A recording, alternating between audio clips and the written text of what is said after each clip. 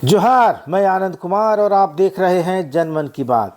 दोस्तों, बिहार विधानसभा चुनाव की तैयारियों ने ऐसा राजनीतिक रंग ले लिया है जहां चुनावी प्रक्रिया और गठबंधन की राजनीति आपस में गुत्थम गुत्था हो गई है।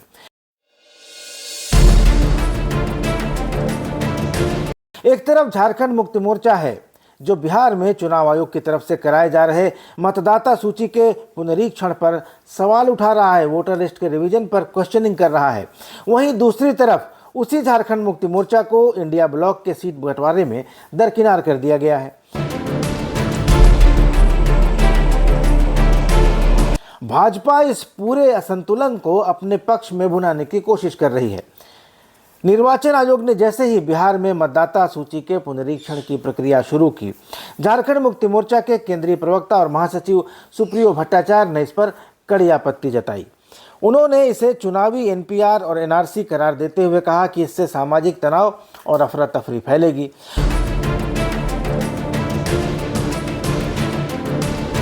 उन्होंने आरोप लगाया कि यह प्रक्रिया चुनाव की निष्पक्षता को प्रभावित कर सकती है और इसके जरिए कुछ वर्गों को वोटिंग से बाहर करने की साजिश हो सकती है। हालांकि चुनाव आयोग का तर्क है कि हर चुनाव के पहले यह प्रक्रिया एक नियमित और संवैधानिक कदम है, लेकिन झारखंड मुक्ति मोर्चा की आशंका है कि इसके पीछे कोई राजनीतिक मकसद भी हो सकता है।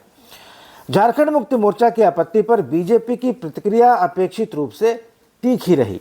भाजपा के राज्यसभा सांसद डॉक्टर प्रदीप वर्मा ने आरोप लगाया कि झारखंड मुक्ति मोर्चा झारखंड में अपनी असफलताओं से जनता का ध्यान हटाने के लिए बिहार की राजनीति में घुसपैठ कर रहा है।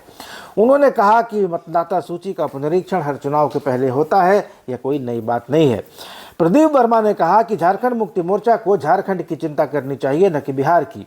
उन्होंने यह भी जोड़ा कि मतदाता पुनरीक्षण हर चुनाव के पहले होता है, ये कोई नई बात नहीं है। और साथ ही उन्होंने जेएमएम से यह भी पूछा कि वह खुद अपने राज्य में युवाओं की बेरोजगारी, महिलाओं की सुरक्षा और विकास के मुद्दों पर क्या कर रहा है।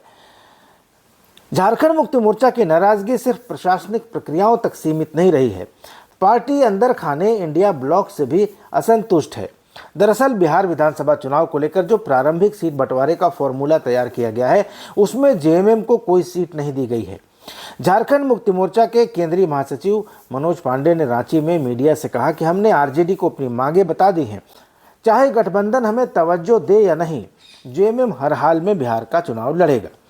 2 दिन पहले 28 जून को भी नाराजगी जताते हुए झारखंड मुक्ति मोर्चा ने कहा था कि उसे सीट नहीं मिली तो वह अकेले चुनाव लड़ेगा, लेकिन शनिवार को पार्टी के सुर बदल गए और पार्टी महासचिव सुप्रियो भट्टाचार्य ने कहा कि हम बिहार में महागठबंधन के तहत ही चुनाव लड़ेंगे। मैं यह बात पूरी जिम्मेदारी के साथ कह रहा हूं। तेजस्वी यादव और हेमंत सोरेन मिलकर मजबूती के साथ चुनाव मैदान में उतरेंगे। सुप्रियो के इस बदले बयान से गठबंधन के अंदर लगता है कि कुछ समझौते के संकेत मिल रहे हैं। इधर बीजेपी इस पूरी स्थिति को भुनाने में और झारखंड मुक्ति मोर्चा को उकसाने में कोई मौका नहीं छोड़ रही है।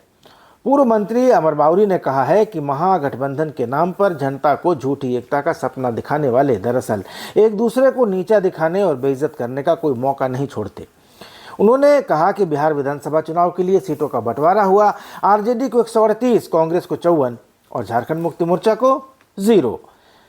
उन्होंने लिखा कि यह वही जेएमएम है जिसने झारखंड में कांग्रेस को ढोया, लेकिन जब बारी आई सम्मान की तो इनकी राजनीतिक हैसियत को गठबंधन के दरवाजे से बाहर कर दिया गया। बिहार में आरजेडी और कांग्रेस की गहरी समझदारी अब जेएमएम के लिए सबक है। आत्मसम्मान की राजनीति कभी भी समझौतों की कुर्बानी नहीं होनी चाहिए, ऐसा अमर बाउरी ने अपने एक्स अकाउंट पर लिखा है। इधर बिहार भाजपा के सह प्रभारी दीपक प्रकाश और पूर्व विधायक अमित मंडल ने कांग्रेस और आरजेडी पर तंज कसते हुए कहा कि वे झामुमो को यूज एंड थ्रो की तरह देख रहे हैं।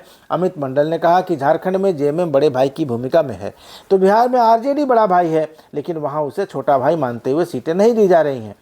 दीपक प्रकाश ने तो कांग्रेस की नीति को गन्ना चूसकर फेंकने वाली नीति कहा और दावा किया कि संथाल जैसे क्षेत्रों में कांग्रेस की बढ़ती दखल से झारखंड मुक्ति मोर्चा भीतर ही भीतर नाराज चल रहा है।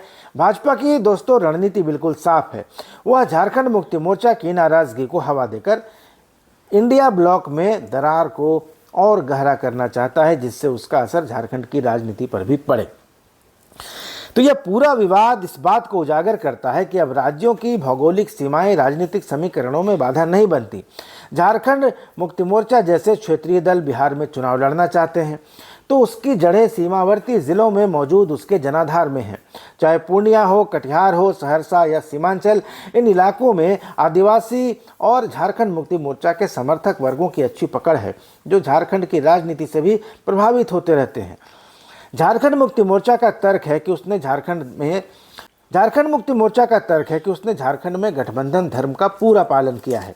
ऐसे में बिहार में उसे नज़रअंदाज करना न केवल गलत होगा बल्कि इंडिया ब्लॉक के भीतर भेदभाव और शक्ति संतुलन की असमानता को भी उजागर करेगा। यह अगर जेएमएम को नज़रअंदाज किया जाता है और वह अकेले चुनाव लड़ने का फैसला करता है तो न सिर्फ यह आरजेडी बल्कि इंडिया ब्लॉक के दूसरे सहयोगी दलों के भीतर भी यह अविश्वास का बीज बो सकता है।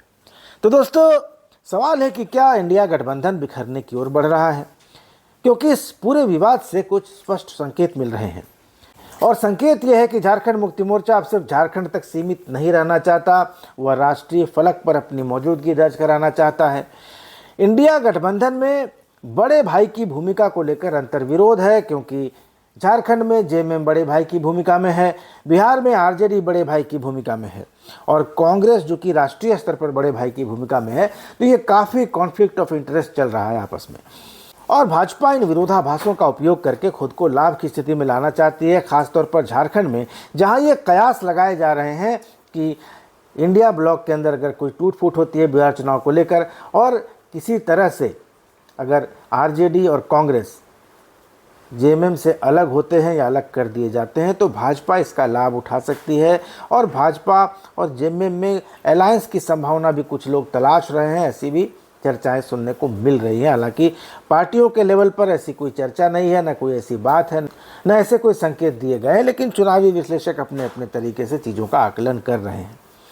और जहां तक बिहार की बात है, अगर ये खींचतान और आगे बढ़ती है तो कुछ महीनों बाद आने वाले चुनाव में इंडिया ब्लॉक का ताना बाना दरक सकता है और भाजपा इसे अपने पक्ष में पूरी रणनीति के साथ भुना सकती है। तो चुनाव है, चुनाव के माहौल में चालें चली जाती हैं, दांव फेंके जाते हैं, एक दूसरे को उकसाया भी जाता है, एक दूसरे की कमजोरी का फ़ायदा भी उठाया जाता है, जो ये दल कर रहे हैं। लेकिन जेएमएम को ये सोचने की ज़रूरत है कि जब झारखंड में वो कांग्रेस और आरजेडी को इतना सम्मान दे रही है अभी तक, तो आखिर बिहार चुनाव में उसकी मांग पर चर्चा तक नहीं हुई, तो आगे उसकी रणनीति क्या रहेगी।